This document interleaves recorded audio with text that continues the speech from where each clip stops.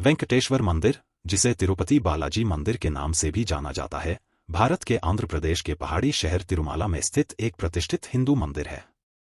शेषचलम पहाड़ियों में बसा यह मंदिर भगवान वेंकटेश्वर को समर्पित है, जो विष्णु के अवतार हैं।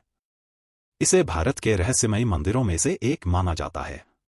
मंदिर को अक्सर 7 पहाड़ियों का मंदिर कहा जाता है, क्योंकि यह 7वीं चोटी वेंकटाद्रि पर स्थित है।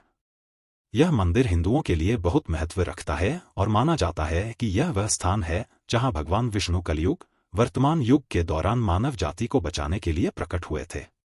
इस कारण से इसे कलयुग वैकुंठ के नाम से भी जाना जाता है और देवता को कलयुग प्रत्यक्ष दैवम कहा जाता है, जिसका अर्थ है कलयुग का दृश्यमान देवता। इसका इतिहास लगभग 300 ईपू का है, जिसमें पल्लव, चोल, पांड्य और विजयनगर शासकों सहित विभिन्न राजवंशों द्वारा महत्वपूर्ण योगदान और विस्तार किया गया। मंदिर की वास्तुकला दक्षिण भारतीय द्रविड़ शैली का एक सुंदर उदाहरण है। पीठासीन देवता वेंकटेश्वर पूर्व की ओर मुख करके गर्भगृह में विराजमान है। मंदिर परिसर विशाल है और इसमें प्रतिदिन आने वाले बड़ी संख्या में तीर्थयात्रियों के लिए आधुनिक सुविधाएं शामिल हैं, जो अक्सर 60,000 से अधिक होते हैं और त्योहारों के दौरान सैकड़ों हजारों तक पहुंच जाते हैं।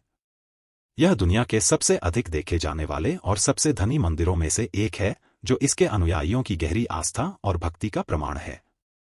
तिरुमाला में वेंकटेश्वर मंदिर का इतिहास पौराणिक कथाओं, शाही संरक्षण और लाखों लोगों की अटूट भक्ति से जुड़ा एक आकर्षक चित्र है।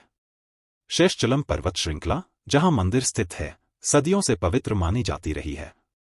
किंवदंती है कि भगवान विष्णु ने अपने वेंकटेश्वर रूप में मानवता की रक्षा के लिए कलयुग के दौरान तिरुमाला को अपना निवास स्थान चुना था। यह मंदिर भगवान वराहस्वामी से भी जुड़ा है, जो विष्णु के एक अवतार हैं और माना जाता है कि वेंकटेश्वर से पहले वे यहां निवास करते थे। परंपरा के अनुसार वेंकटेश्वर ने वराहस्वामी से भूमि मांगी और वादा किया कि भक्त अपनी पहली प्रार्थनाएं और प्रसाद उन्हें अर्पित करेंगे। यह प्रथा आज भी निभाई जाती है। तिरुमाला में वेंकटेश्वर मंदिर की पौराणिक कथा दैवीय घटनाओं और परस्पर जुड़ी कहानियों से समृद्ध है, जो मुख्य रूप से भगवान विष्णु के वेंकटेश्वर के रूप में पृथ्वी पर अवतरण के इर्द गिर्द घूमती है।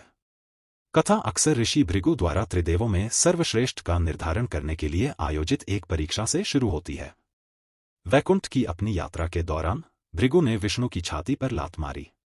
इस कृत्य ने देवी लक्ष्मी को बहुत अपमानित किया, क्योंकि छाती को उनका निवास स्थान माना जाता है। अपमानित महसूस करते हुए लक्ष्मी ने वैकुंठ छोड़ दिया और पृथ्वी की यात्रा की और कोल्हापुर में निवास किया। लक्ष्मी के चले जाने से व्याकुल होकर भगवान विष्णु उनके पीछे पृथ्वी पर चले गए। उन्होंने श्रीनिवास का रूप धारण किया और अंततः तिरुमाला में शेषचलम पहाड़ियों पर पहुंचे, जहां उन्होंने अपने जीवनसाथी की लालसा में ध्यान करना शुरू किया। जब श्रीनिवास पहाड़ियों में ध्यान कर रहे थे, तब ब्रह्मा और शिव उनकी स्थिति से चिंतित होकर गाय और बछड़े का रूप धारण कर लिया। लक्ष्मी को श्रीनिवास की दुर्दशा के बारे में पता चला, तो उन्होंने गाय और बछड़े को चोल राजा को बेचने की व्यवस्था की, जो तिरुमाला क्षेत्र पर शासन करते थे। गाय पहाड़ियों पर चरती थी और श्रीनिवास के निवास में गुप्त रूप से दूध देती थी। एक दिन एक चरवाहे ने यह देखा और क्रोधित होकर कि गाय महल को दूध नहीं दे रही है, उसने कुल्हाड़ी से गाय पर वार करने का प्रयास किया। गाय की रक्षा के लिए श्रीनिवास चींटी के टीले से बाहर निकले और उनके सिर पर कुल्हाड़ी लग गई, जिससे उनका खून बहने लगा। चरवाहे के कृत्य से क्रोधित होकर श्रीनिवास ने चोल राजा को श्राप दिया, क्योंकि सेवक के कार्यों को राजा की जिम्मेदारी माना जाता था अगले जन्म में राक्षस के रूप में जन्म लेने का। हालांकि राजा के क्षमा मांगने पर श्रीनिवास ने श्राप को नरम कर दिया और कहा कि श्राप तब समाप्त हो जाएगा जब राजा आकाशराज के रूप में पुनर्जन्म लेंगे और पद्मावती के साथ विवाह रचाएंगे। लक्ष्मी की खोज में श्रीनिवास की मुलाकात राजकुमारी पद्मावती से हुई, जो कोई और नहीं बल्कि देवी लक्ष्मी का अवतार थी। वे एक दूसरे के प्यार में पड़ गए। पद्मावती से विवाह करने के लिए श्रीनिवास को भव्य विवाह के लिए धन की आवश्यकता थी।